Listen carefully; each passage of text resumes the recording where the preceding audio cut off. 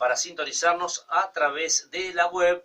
Si no, pueden bajar la aplicación, ya sea para cualquier dispositivo móvil de Android o de Apple. Ahí nos encuentran y nos llevan con ustedes a cualquier lado. Somos medio pesados a veces, pero si se aburren o si nos extrañan, aquí estamos, en los dispositivos móviles bajo cualquier sistema operativo, acompañándolos. Estamos, les decía, hoy, día martes 23 de julio, una vez más, hasta las 20 horas, volviendo por Clásica 103, Pink Martini, zona de fondo, Hey Uchin, el nombre de la canción emblemática que nos acompaña de lunes a viernes, todos los días de la semana. Hoy es martes y los martes, bueno, no nuestro, mi periodista estrella es Roberto Torres. Hola, Robert. ¿Qué tal? ¿Cómo estás? Fabián? ¿Qué tal a toda la gente? Hoy tengo que reconocer que agarraste el colectivo a tiempo. Hoy sí. Porque el otro día llegaste tarde porque se te escapó. Hoy tenemos la aplicación ya. Eso quería llegar, ¿la usaste? La estamos usando. Me estás jodiendo. Sí, no, la estamos usando. Se nota en el centro con mayor precisión, en el cálculo, digamos, de lo que es la llegada de los colectivos en los barrios, por ahí con algún desfasaje de minutos, por ahí 5 minutos, pero un poco menos, pero ya más o menos. ¿Se puede aceitar eso? ¿Se puede mejorar, no? Ya se sabe que... Sí, eso. ¿O ese margen de error ya queda? No, yo creo que esto, por lo que estuve charlando con la gente de la aplicación, es perfectible. Y además, pero ya lo que es importante es establecer que se puede conocer el horario estimativo, el horario de cada parada. La otra vez que hablábamos, ponele que vos sabías que, por ejemplo, en la esquina de tu barrio, de tu casa, pasaba el colectivo, las líneas tradicionales, el verde, el blanco, ¿sí? Pasaban menos 20 en punto y 20. Bueno, ahora ya es posible conocer en qué horario va a estar pasando, o sea, qué horario estimativo de pasada está en cada parada, ¿no? Claro. Puede variar algunos diferencias, sobre todo en el tema de si hay más tránsito o menos tránsito, si es un semáforo. Sí, no, obvio. Eso. Bueno, son circunstancias, pero ya por lo menos hay un poco más de certeza en horarios, ¿no?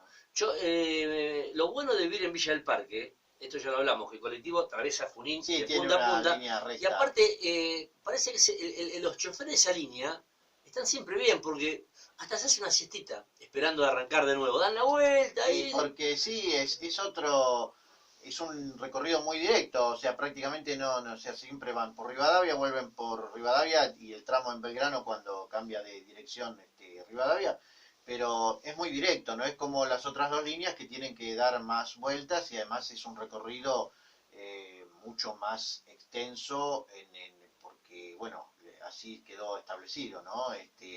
Los extremos son bastante dispersos. En esta línea que es la verde, que hace referencia entre Villa del Parque y la pequeña familia, es totalmente directo y bueno, allí es otra la dinámica, ¿no? Bueno, hoy tenés un invitado, compañero del Colegio Barrespuela, número 10, capítulo Los Cordobeses, estudiante en La Plata, militante del justicialismo en la década del 90. Se fue y vino 1.000.000 de veces, pero presentalo vos porque lo trajiste vos, ¿no? No, bueno, ya yo lo aprecio, lo quiero, pero yo porque lo mío no es por la política, yo lo aprecio como persona. No, está bien, ya lo incorporamos eso al currículum que teníamos, claro. Alejandro, así que entonces ya está. No, Alejandro, se trata de Alejandro Franco. ¿Qué tal? Buenas tardes, Alejandro, ¿cómo estás? Hola, buenas tardes, chicos. A Fabián, que hace un rato que no lo veía. Y a vos, Roberto, gracias por la invitación. No, por favor. Hoy, bueno, el motivo es, en esta coyuntura política actualmente, precandidato a concejal, primer precandidato, no, segundo. Primer precandidato a concejal. A veces todo el cupo femenino confunde, ¿no? Yo pensé que lo habían bajado, porque hoy me mandaste un mensaje que decía primer candidato, digo, en 2 horas me lo bajaron. No, viste, cuando fue pensando, viste que siempre... Todo puede suceder en este país. Está bien. Por el tema del cupo femenino que establece un candidato varón, un candidato mujer, bueno, pero los lugares son indistintos, ¿no? Claro, en este caso va de candidata a intendente Verónica Borsani, pero aplica como otra categoría, digamos. Categoría concejales sería distinto. Ajá. Entonces ahí sí empieza el cupo, 1 y 1, digamos. Categoría de intendente sería aparte de la categoría de concejal. Ajá, correcto. Eso por ahí da confusión. Sí, porque en algunos espacios políticos la mujer es la precandidata, en otros el hombre, como en este caso es el precandidato. Bueno, Alejandro, ¿cómo están en este caso? Es una de las dos líneas internas de consenso federal, el espacio político que lleva a Roberto Lavagna como candidato a presidente y a Bali Buca como precandidato por ahora a gobernador. ¿Cómo están trabajando básicamente y los lineamientos, precisamente las premisas de campaña en este primer tramo de elecciones que es avanzar hacia las PASO, ¿no? Sí, primero quería decir que el tema de las PASO para mí es muy importante, me parece que es muy valioso la ley. Lo que pasa que al reordenarse en distintos espacios políticos, muchos no van a tener que pasar por las PASO, pero me parece que es algo bueno. Digo esto porque se quiso deslegitimar, digamos, decir que no servían, que era un gasto de plata, por lo cual a nosotros nos parece bien. En el caso propiamente dicho, ¿por qué? Bueno, nosotros somos una coalición y enfrente tenemos una agrupación que es la de Oscar Romero, digamos. Es decir, hemos hecho otro tipo de construcción política. Estamos nosotros como tercera posición, que somos peronistas, está Verónica Borsani, que encabeza la candidata a intendente, que pertenece al Ateneo Ricardo Alfonsín, está Libres del Sur, después están los socialistas progresistas, y después se han sumado independientes también. Con lo cual, esa era la idea primordial, digamos, tratar de hacer un espacio con una multiplicidad de voces, pero que tenga un eje. ¿Cuál era el eje sustancial? Lo que decimos siempre y no nos vamos a cansar de repetir. Ni Macri ni Cristina. No porque tengamos que hablar de nombres propios, sino porque entendemos que esos dos modelos, de alguna manera, han cumplido su ciclo. Con acierto, con errores, nosotros queremos ir con una actitud positiva y decir qué es lo que le proponemos a la sociedad, digamos. Porque cuando uno se atiene a los medios de comunicación y en las redes sociales también, se da cuenta que hay como una campaña del miedo, digamos, es decir, votá contra no, que si vuelven aquellos, porque va a pasar tal cosa, son ladrones, no, los otros son ladrones. Nosotros lo que decimos es, nos paramos en el medio, hemos logrado armar un espacio de centro progresismo, ¿y qué decimos? Bueno, tenemos un proyecto, tenemos programas y tenemos un hombre. Ese hombre se llama Roberto Lavagna, que es el que sintetiza, digamos, lo que nosotros queremos hacer, bueno, en el caso nuestro en Junín, ¿no? Pero en el país. ¿Tiene propuesta? Sí, tiene propuesta. ¿Se basa en el miedo o en el odio a otro? No, para nada. Tiene una propuesta, para decirlo en términos coloquiales, ¿qué es lo primero que dice Roberto? Es poner plata en el bolsillo de los argentinos. ¿Cómo se hace? Bueno, subiendo los salarios, bajando los impuestos en los temas vinculados a la producción y al empleo. ¿Cuál es el reordenador principal de este modelo? El trabajo, la generación de empleo. Sin generación de empleo no podemos volver a calentar la economía, no podemos empezar que la maquinaria se empiece a rearmar y una ruedita empiece a mover la otra, digamos. ¿Qué es esto? Es trabajo, más inversión, más exportaciones. ¿Se puede hacer? ¿Cómo sí. puedes entender, Ale, que lo que estás contando, que es más o menos un ABC, sí. que hay que llevarlo a cabo nada más, sí. de cómo debería funcionar un país, una sociedad, una economía? ¿Por qué vos considerás que el gobierno actual está tan distante de todo eso? Bueno, ¿Cuál es el objetivo si queda tanta gente en el camino? Está perfecto lo que decís. ¿El por qué? Porque, es decir, cuando te dicen, vamos a seguir haciendo el esfuerzo, que estamos en la mitad del río, es como que vos hiciste un sacrificio en pos de algo, digamos, pero no te dicen en pos de qué. Lo que te dicen es, vamos a profundizar el modelo, vamos a hacer más ajuste. Yo creo que hay un tema ideológico que tiene que ver con el neoliberalismo, con decir el mercado reordena todo, y sabemos por los ejemplos en América Latina que no reordena todo, al contrario, distorsiona todo el mercado. Un mercado sin Estado es mercado negro. Nosotros no hablamos de volver a un Estado populista, a un Estado elefante, digamos, que esté sobre todo, no. Digamos, un Estado como regulador de los desequilibrios que se producen en una sociedad con muchas desigualdades y que cada vez se pronuncian más, digamos así. Vemos los estudios de la UCA, de cada 2 nenes, 1 es pobre, es decir, del 29% estamos en el 35%. Bueno, todas las variables que miremos, todas las variables son negativas. Bueno, ¿qué pretende el gobierno? Profundizar el ajuste, llegar a un equilibrio fiscal en base a dejar afuera mucha gente, digamos. Bueno, nosotros, ¿qué vemos? Es decir, no podemos volver al pasado, porque en el pasado era consumo solamente, pero se desatendió la inversión. El tema energético se manejó muy, pero muy mal. ¿El presente qué es? Y el presente es financiero, Fabián, Roberto. El presente es un festival de letras, LELIC, LEVAC, es decir, vas, la pones ahí, a unas tasas delirantes, digamos. ¿Quién va a producir? ¿Quién va a levantar la persiana para poner una pequeña y mediana empresa cuando vemos que cierran todos los días? ¿Quién va a producir? Nadie. Va a la timba financiera.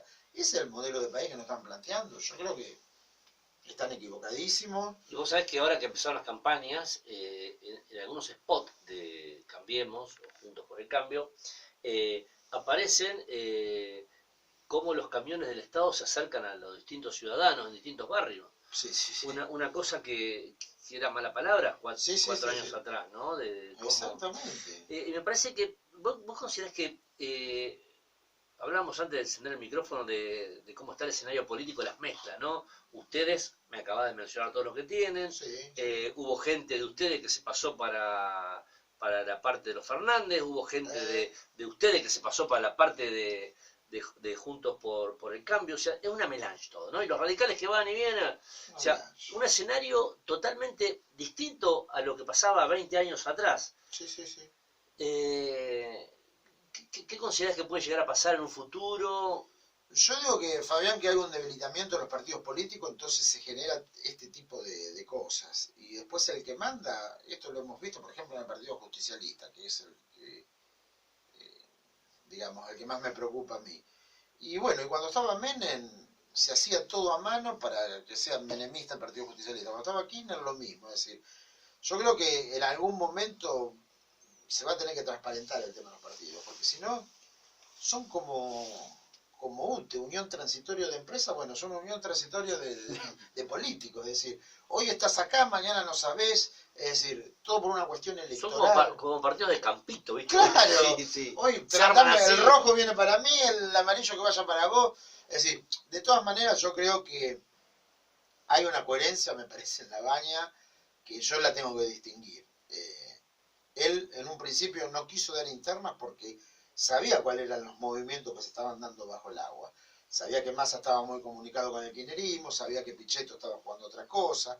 Lo de Schiaretti no había sido tan claro cuando ganó en Córdoba, no dejó ir a nadie. Y dice, bueno, esto es de los cordobeses, digamos. Es decir, algunas cosas raras estaban pasando. Entonces él dice, bueno, consolidemos el espacio y después vayamos a una interna. Pero primero consolidemos el espacio. Quiero saber quién está y quién no está. Bueno, de alguna manera él se terminó quedando, termina apostando a esa tercera vía, digamos, que es la vía del medio, es decir, bueno, no estamos ni con este ni con el otro, nosotros queremos una cosa distinta. Y me parece que es loable, digamos, es decir, vos decís, ¿estamos en la misma correlación de fuerza? Y no, venimos de atrás. Es decir, nosotros entendemos que hoy por hoy se está disputando en otros lugares el espacio de poder real, digamos. Pero nosotros no vamos a ser testimoniales tampoco, es decir, venimos para hacer una propuesta, para jugar el partido, y entendemos que el partido tiene más aristas que la que dicen los grandes medios de comunicación. Cuando ellos te dicen, esto se va a polarizar y cada vez se va a polarizar más, nosotros en la calle lo que recogemos es otra cosa. Entendemos que hay un tercio más donde no sabe lo que va a hacer, digamos. Y esto te la da la pauta, digamos, las encuestas. Tomémoslo entre comillas. Pero muchas encuestas hablan de un 15 o un 20% de indeciso. ¿Cuándo pasó? A esta altura, a 15 días de las elecciones, siempre era un 3, un 5 de indeciso. ¿Qué pasa que hay tantos indecisos? Yo entiendo, chicos, que la gente todavía no decidió el voto, digamos. Y lo que nosotros queremos comunicar, Fabián, Roberto, es que el voto tiene que ser pensado, tiene que ser racional. porque están apelando a que hagan un voto emotivo, digamos, un voto basado en el miedo, en el odio, o al menos malo, al menos peor. No, no.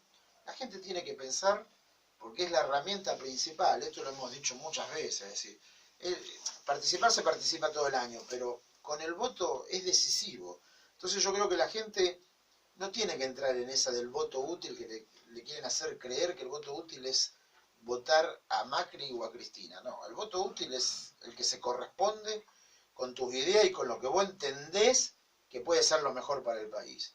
Nosotros que decimos, bueno, nosotros tenemos el hombre ideal para una transición.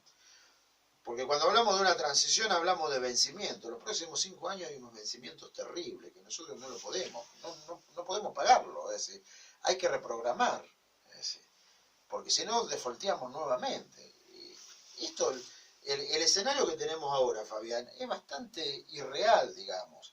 Lo están sosteniendo con las tasas altísimas, un dólar que lo tienen ahí desde el Banco Central atado, pero todos sabemos que va a haber otra devaluación, todos sabemos que el dólar se va a ir más de 50. Bueno, a uno no le gusta dar mala noticia, pero tampoco hay que mentir, hay que decir la realidad. Es decir, esta realidad es un veranito que armaron, digamos, para que pasen las elecciones. Y después que pasen las elecciones, cuando nosotros tengamos que reprogramar con el fondo, vamos a entrar a jugar otro partido, digamos. Hay una figura del fondo que se llama facilidades extendidas, donde nosotros lo tenemos que firmar para no caer, digamos, no ser pagadores, dejar de pagar, quiero decir, y eso implica que ellos van a tener injerencia sobre las políticas nuestras, que tienen que ver básicamente con la ley de reforma laboral y con la ley de reforma previsional, que es por lo que van, digamos. Claro. Y es por lo que nosotros pusimos de garantía también, nosotros digo como Estado, es decir, lo que hizo el gobierno poniendo de garantía. Es decir, que este proyecto se va a profundizar, es decir, la gente que queda afuera va a seguir estando afuera. Va a haber más gente afuera. Claro, va a haber más gente afuera. Antes de entrar Alejandro, estamos charlando con Alejandro Franco, que es el primer candidato de una de las listas de Consenso en Junín. Antes de entrar al ámbito local, donde seguramente Roberto va a tener un par de cosas importantes para consultarte, dos tengo yo para hacerte cortitas. Dale. Una, hablaste de el mal manejo del gobierno anterior con respecto a la energía. Creo que la mayoría de la gente coincide en eso. ¿Este gobierno la manejó bien? No. Este gobierno agravó todos los males que quedaron, digamos, ayer lo explicaron bien. Salir del cepo tan irresponsablemente. ¿Estaba de acuerdo uno con el cepo? No estaba de acuerdo. Porque no solo no permitía la salida de dólares, sino que no permitía la entrada. Entonces no era necesario, es decir, bueno, ¿qué hizo? Salió responsablemente, tuvimos una inflación interanual del 57%. ¿El equilibrio fiscal lo logró? No, de 1.8 lo tienen 6. Es decir, todas las políticas que estableció este gobierno son peores que lo anterior, digamos. Esa es la realidad. Por eso Labaña cuando dice, nosotros estamos en 8 años de no crecimiento y los últimos 3 de decrecimiento. Tenemos que volver, para ser un país medianamente normal, volver a crecer un 3 o un 4% anual. Tenemos que devolverle a los jubilados y al trabajador el 16 y el 18% que le sacaron en el último año, para empezar, para que ese salario empiece a empujar un poco para arriba también. La deuda no se puede hacer por inflación, se tiene que hacer la indexación vía salario, si no es imposible. Fíjate, sí, Fabián, lo que pasó con el crédito UBA, sacaron 1 millón de pesos, estuvieron pagando 3 años y después debían 1,5 millones de pesos, es decir, que los 3 años que pagaron, 1,5 millones. ¿Qué programa habitacional es ese? Alejandro, ¿qué te sorprendió más? ¿La noticia de Cristina Kirchner con la fórmula Fernández-Fernández o Pichetto con Macri? Yo creo que las dos tienen la intencionalidad. Primero voy a contestarte lo que decís.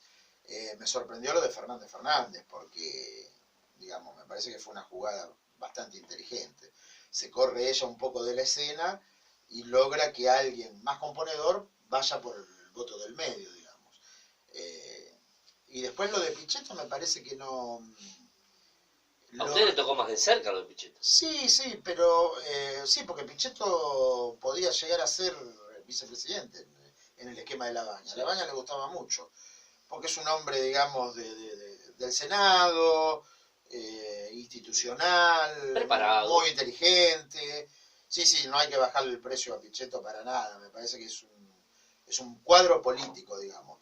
No creo que haya generado muchas cosas en el pase con el macrismo, digamos. Me parece que fue más, subió la espuma y después cuando bajó, de hecho no llevó muchos peronistas, por lo menos hasta ahora, digamos.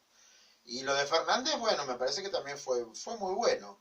De todas maneras, Fabián, yo entiendo que el voto del medio es distinto.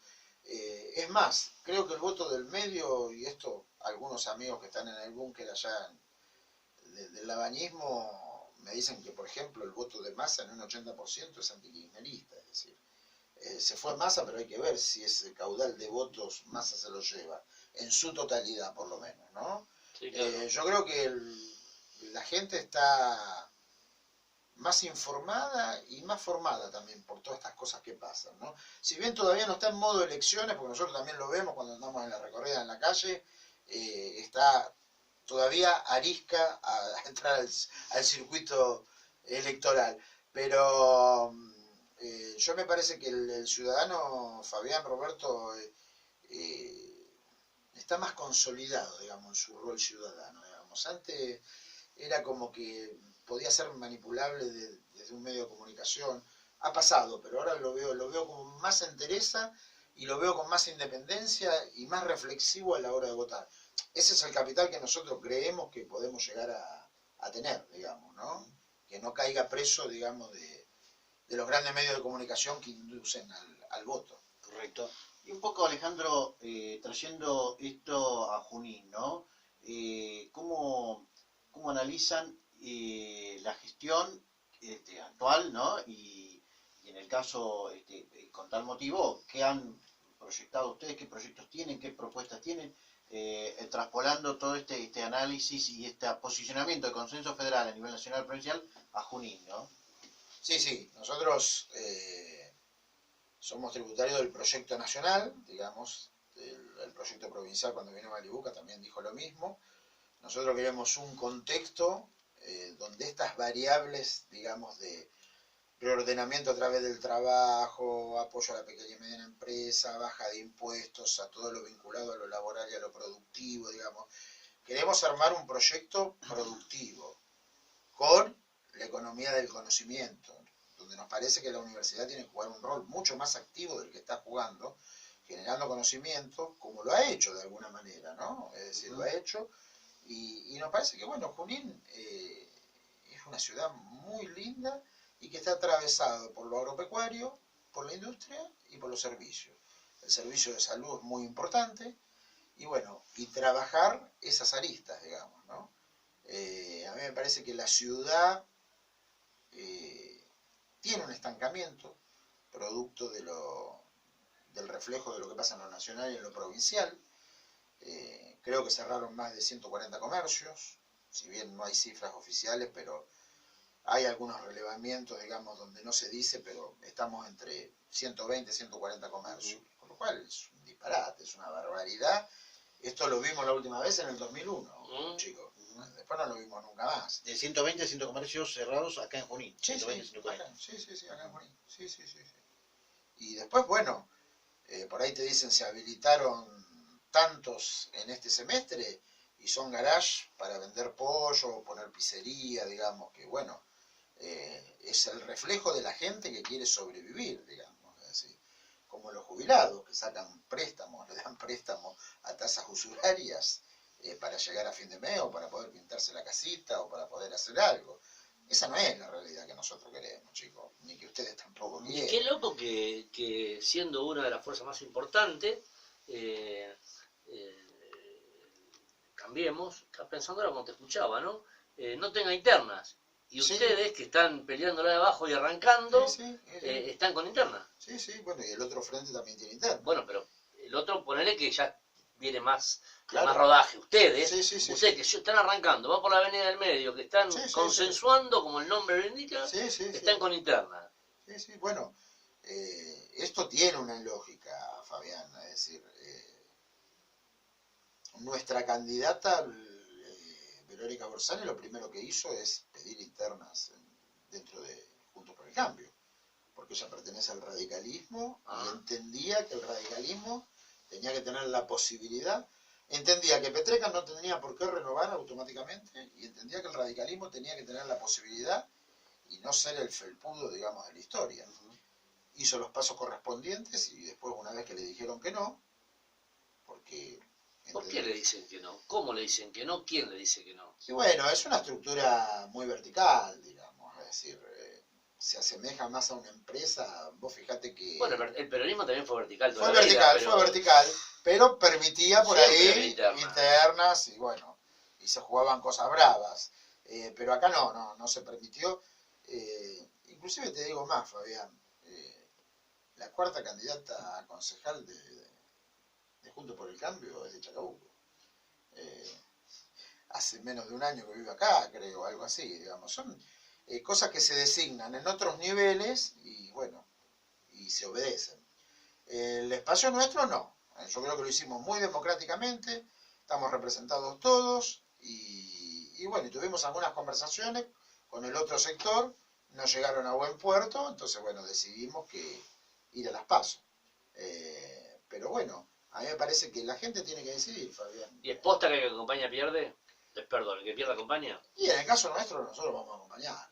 No sé, eso te lo tendrían que contestar ellos. No, bueno, pero nosotros sí. Por lo menos nosotros tenemos la posición de acompañar y más allá de la contienda electoral y que esto se armó en base a la contienda electoral, la idea es nosotros poder hacer pie en la ciudad y construir un espacio que a futuro también pueda generar otro tipo de cosas, ¿no? Hablabas de hace un rato, para que siga Roberto con el ámbito local, pero hablabas hace un ratito de los dólares que se iban, la sopa de letras, sí. Bueno, acá tengo un titular recién llegado que en apenas 6 meses ya se fugaron más de 10.000 millones, que es más que en todo 2018. Sí. No, esos datos no se dicen mucho, pero son reales. Hay una fuga de capitales terribles. Y yo digo, si tu ministro de Economía y gran parte del gabinete tiene la plata afuera, ¿cómo siendo de afuera vas a venir a invertir a este país? Es una lógica media rara, ¿no? Y lo que decimos nosotros también es, en un capitalismo en serio, ¿quién va a venir a invertir si no hay demanda? Si está todo parado, está todo estancado, digamos. Es decir, han tratado de contener la inflación enfriando la economía. Enfriaron la economía, la inflación fue un disparate, digamos, y ahora estamos en estanflación. Recesión más inflación. Es decir, bueno, no va a ser fácil salir. Esto, la verdad, es preocupante, hay que tener mucha responsabilidad, entonces nosotros decimos, bueno, el hombre nosotros lo tenemos. Una vez lo hizo, y no lo hizo hace 70, 80 años atrás. No, lo hizo hace 18 años atrás. Y bueno, y se generaron 3 millones de puestos de trabajo en 3 años. Es decir, hubo un gran acuerdo que otra vez lo estamos presentando, que es el Consejo Económico y Social, y lo queremos hacer acá en Junín también, porque nos parece que ahora la democracia tiene que ser más participativa, entonces tienen que estar los sindicatos, tienen que estar la sociedad de fomento, es decir, tienen que estar todos los actores, la fuerza viva de la comunidad, decidiendo los destinos de la ciudad. Esto es muy lindo hacerlo en campaña y después hay que hacerlo. Precisamente, Alejandro, en esto de los destinos de la ciudad hay temas que son muy comunes, temas que son de la agenda de gestión, en lo local también, como es el tema vivienda, el tema turismo, el tema desarrollo y generación de empleo. En estos ítems que son, por mencionar algunos, como los que encabezarían una agenda. ¿Cómo los encararían o qué propuestas tienen desde el espacio de ustedes? Bueno, nosotros el tema vivienda es fundamental, es uno de los ejes de campaña de Verónica y empezar, hoy estábamos hablando de Abel Miguel, bueno, empezar otra vez con el tema de la autoconstrucción, digamos. A nosotros nos parece que eso es viable, que tiene sentido, que hay un ahorro del 35-40%, que sigue dando frutos. Ha pasado en Trenquelauquen, en lugares, digamos, que son similares al nuestro, y sigue andando bien, así que ¿por qué no podemos hacerlo, digamos? Es decir, pasa que, bueno, en un momento vino el Procrear y se pensó que eso ya era del siglo pasado, pero ahora, bueno, con lo que estábamos hablando fuera de micrófono, con los créditos UVA y todo lo que pasó, y la indexación y todo lo que sufrieron, lo que están sufriendo, digamos, quienes utilizaron ese crédito, nos parece que, bueno, empezar de abajo, de a poquito, con el tema de la autoconstrucción, los consorcios urbanísticos, privados y estatales. Después, con respecto al turismo, me parece que esta es una ciudad para hacer mini turismo. Nunca fue una ciudad de turismo así, pero sí mini turismo. 4 o 5 días estamos en condiciones nosotros de brindar una linda ciudad y después, bueno, volver a reactivar los activos, ¿no? Tenemos la laguna y el autódromo que están prácticamente parados. Es decir, en algún momento vamos a tener que ponernos a la altura de las circunstancias y decir, bueno, ¿qué vamos a hacer en la laguna? ¿Vamos a hacer un parque acuático? ¿Vamos a tercerizar? ¿Qué vamos a hacer para que eso genere un movimiento, digamos? ¿Y a dónde lo vamos a apuntar? ¿Qué tipo de movimiento queremos hacer? Es decir, no vamos a hacer tigre, pero podemos hacer algo, digamos, que guarde algún tipo de relación. Yo creo que sí, no es inviable. Hay que tener la decisión política de hacerlo. Con el autódromo también se pueden hacer muchas cosas. Es decir, está parado ahí, olvidado. ¿El autódromo se dejó de utilizar porque no está en condiciones la pista o por una decisión política nada más? Yo creo que las dos. Es decir, se utilizó esa excusa de que la pista no estaba en condiciones, cosa que es real, está mal hecha, pero bueno, se puede hacer algo por eso y podemos hacer algo, digamos, un conglomerado entre autódromo y laguna que tenga que ver con la familia, hacer una oferta para la familia. Claro, no, sí, sí. No es un disparate. No, eso hay que pensarlo. Sí, hay que volver a repensarlo, no es tan difícil. Y después, en lo que hace al empleo, bueno, lo que te decía a nivel nacional, Roberto, es decir, yo creo que hay que hacer un tema de exhibición de impuestos para la erradicación de industria, un nuevo parque industrial para los fluidos más sólidos, digamos, que por ahí no está tan preparado para eso. Tenemos que pensar otro tipo de ciudad, pero también con muchas ganas, y tenemos que rever el tema del plan estratégico de desarrollo. Yo creo que hay que volver a reverlo. Con los especialistas también, reflotarlo con técnicos, con políticos, es decir, que haya 15, 20 cabezas pensando en un Junín de los próximos 10, 15, 20 años, ¿viste? Con 5 o 6 temas fundamentales. Y con una autopista, supuestamente. Y claro, ya que también vamos a tener, ya digamos, tenemos una ubicación geográfica linda en cuanto a los nodos de las distintas rutas. Y ahora, bueno, más la autopista, lo que dice Fabián, que también es muy importante eso. Con lo cual, bueno, también tenemos que ponernos a la altura de las circunstancias. Yo pienso que la ciudad, por tener el mismo color político que presidencia, que gobernación, yo esperaba mucho más, digamos. Esperaba mucho más porque, bueno, se hablaba de cambios, se hablaba de mucha infraestructura, se hablaba de un montón de cosas, y bueno, vemos una ciudad que está paralizada en cuanto a lo productivo y en cuanto al empleo, digamos. Está realmente en la lona. No hace falta más que salir un fin de semana, dar vueltas, no solamente la cantidad de emprendimientos gastronómicos que han cerrado, sino ver que no hay gente en Junín. Eso, chicos, nunca nos pasó. No ver gente un sábado a la noche en Junín. Sí. Es increíble, digamos. Eso, la verdad, es muy triste. Después, rescatamos lo del tema del colectivo, que nos parece que de alguna manera reordena el tránsito y le da otra posibilidad a los que menos tienen. Rescatamos también el cuadrante norte, la obra de desagüe y pluviales, que no está muy avanzada tampoco, pero bueno, tuvo la iniciativa de poder hacerlo. El asfalto de cuadras, todo eso es potable, es bien recibido, lo resaltamos, pero bueno, nosotros todo eso dentro de la gestión de 4 años nos parece que no es lo que tendría que haber sido teniendo un gobernador del mismo color político y un presidente del mismo color político. Roberto, ¿alguna más? No, simplemente por mi parte agradecerte y bueno, lo que quieras destacar, resaltar, que por ahí consideres importante, que no te hayamos preguntado, sobre todo como mensaje de por qué votar a este espacio. Sí, ¿no? Verónica Borsani, Alejandro Franco, primer preguntaron todo, por lo menos esa es la sensación que me dio a mí. Claro. Tuvimos una linda charla. Va. Yo digo que el voto del 11 de agosto, para que sea un voto útil, tiene que ser un voto con manos libres, digamos. No estar condicionado por el miedo a que gane el otro, sino que tenga que ser un voto con libertad de conciencia y que uno se sienta conforme cuando sale de la escuela, es decir, bueno, voté lo que a mí me parece que está bien. Y para eso nosotros estamos trabajando. Nosotros queremos comunicar eso. Que el vecino no vaya a votar por miedo a que vuelvan los otros, por miedo a querer quedarse en el presente, decir, pero no, yo quiero salir del presente, pero no quiero volver atrás. Hay una opción, hay otra opción, hay una tercera vía, tiene que ver con consenso federal. Como dije hoy, tenemos un hombre que fue piloto de tormenta en los momentos más difíciles. Acá a nivel local tenemos una mujer que es especialista en derecho administrativo, que el día que se tenga que sentar en Rivadavia va a saber qué hacer, digamos.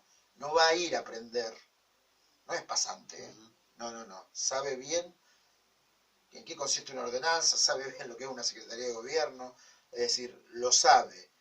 No vamos a improvisar, vamos a hacer un gobierno también de coalición. Así como hicimos un espacio político de coalición, también vamos a hacer un gobierno de coalición y de diálogo, porque lo que se viene no es muy fácil, es muy difícil. Entonces me parece que tiene que llegar gente que tenga experiencia, que tenga entusiasmo, que tenga muchas ganas de trabajar, porque antes la municipalidad era la basura y 2 o 3 cosas más. No, ahora se ha complejizado todo, digamos. Es difícil también poder manejar una municipalidad. Está todo globalizado, es decir, así que me parece que tenemos las personas, tenemos los programas, digamos, que ya se los voy a hacer llegar, el programa de nuestra plataforma, tenemos el proyecto y tenemos los hombres y mujeres que lo pueden llevar adelante.